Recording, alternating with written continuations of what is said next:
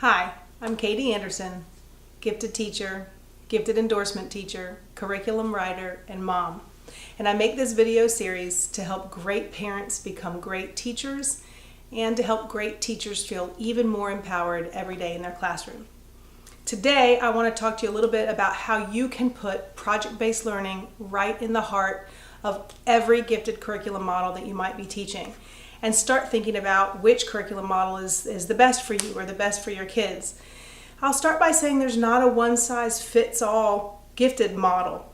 Our best option is really to provide several opportunities and several different models of education. So what I'm going to do is I'm going to briefly touch on 6 really common curriculum models, talk about what it is, who it's for, and how you can put project-based learning right into the heart of it.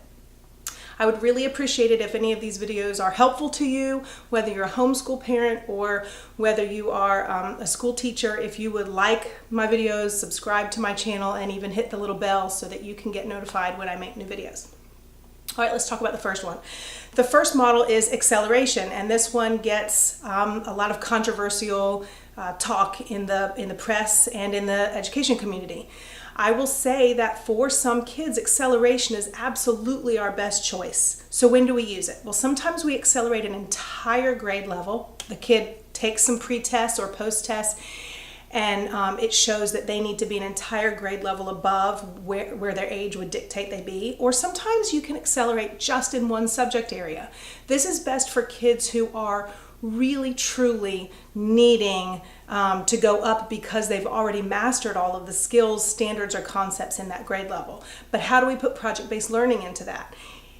The easiest way to do that is to find career readiness projects or mentorships or volunteer activities, because chances are these are kids who are already incredibly driven and showing a super high aptitude in at least 1 or 2 particular areas. So let's show them how they could use that in the real world and make that their projects instead of more of the artsy project-based learning that we sometimes think of first.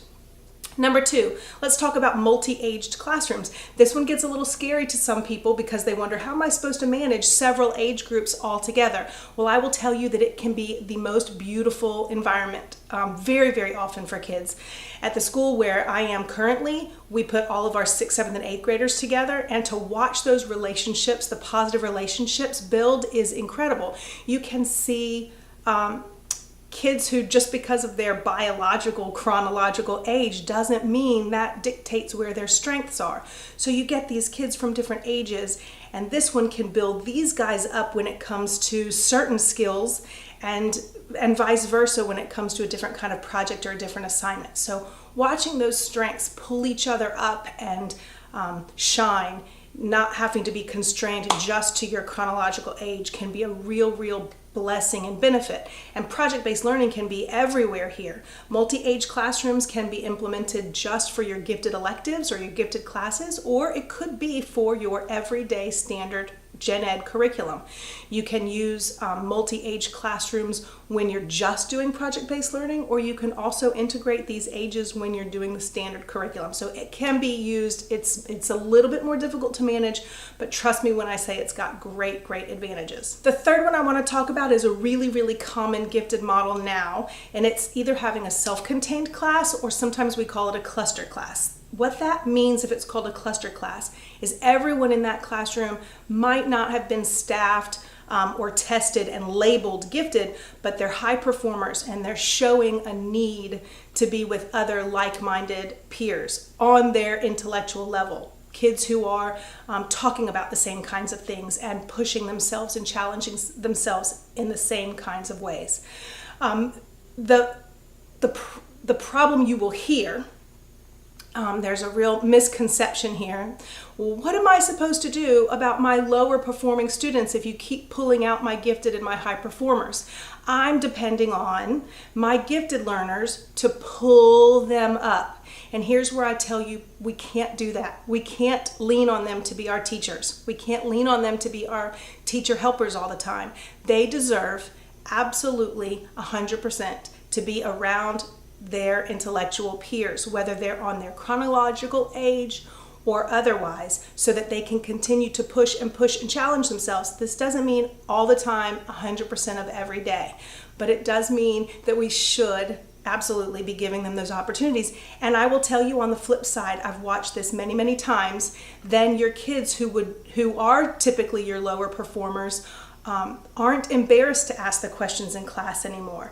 They aren't constantly looking around and comparing themselves with those high achievers or the gifted learners in their class, putting themselves down and not believing in themselves. So there is a real true advantage to having those self-contained classes and cluster classes. How do I put PBL into those classes? Typically, your self-contained and cluster classes can go through the standard curriculum much faster. That being said, it leaves them a lot more time open for project-based learning. You can do project-based, you can have the projects based right on the curriculum that they were kind of accelerating their way through faster, or you can use that to have 1 day a week or an hour a day to just be something completely different, not based on their normal curriculum. So you could turn it into an elective, almost a pull-out situation, an enrichment situation that either does or doesn't have to do with their standard curriculum. That's how you can put PBL into those classrooms. The fourth one I want to talk about is the Renzulli Schoolwide Enrichment Model. This has gotten lots and lots of buzz for a long time. This model is intended not just for our gifted learners. This is when an entire school says, we want to have an enrichment class that everyone can go to, where students are leading that class based on their own strengths, their own interests. So those classrooms are very, very diverse. The rest of their day isn't necessarily project-based learning, but every kid here is guaranteed opportunities to learn in that way. The fifth one, an integrated curriculum model. What this means is you're integrating, or you are meshing together all of the subject areas in your curriculum. You can do this all day long, every day, like the school where I am currently, Brown Barge Middle School in Pensacola, Florida. All of the students all day long get 6th, 7th, and 8th graders together, mixing their subjects in a project-based learning environment in 12-week theme units. So they might have 12 weeks on bridges or environment or oceanography or global awareness. Or you can use this kind of integrated curriculum model just for an elective. So it could be a 1 day a week elective that your kids get pulled out for in a traditional school. It could be in any of those other gifted models.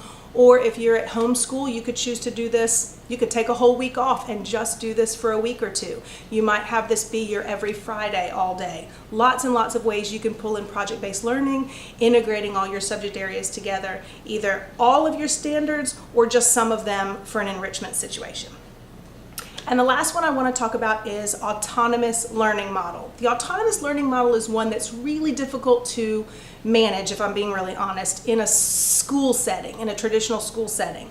This one's going to be a lot easier for your homeschool families. An autonomous learner is just what it says. This is a very, very self-driven kid, where the student is choosing what they want to push themselves and challenge themselves to learn, while the parents or the teachers are just becoming the facilitators.